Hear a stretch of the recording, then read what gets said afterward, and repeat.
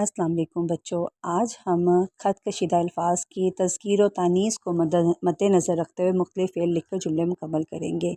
تذکیر و تانیث کہتے ہیں مذکر مؤنث کو، تو جو مذکر ہوں گے ان کو مذکر طریقے سے ان کا فعل لکھنا ہے، یعنی کام لکھنا ہے، اور جو مؤنث ہوں گے ان کا مؤنث کے حساب سے کام لکھنا ہے۔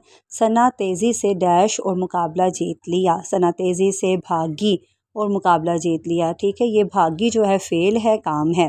سارم صبح سویرے ڈیش اور باغ میں سیر کو چلا گیا، سارم صبح سویرے اٹھا اور باغ میں سیر کو چلا گیا۔ اب اٹھنا ایک کام ہے، فعل ہے۔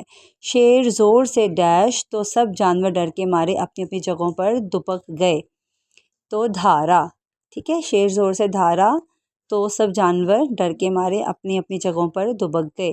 امی جان مزیدار کھانے بناتی ہیں، بنانا ایک کام ہے۔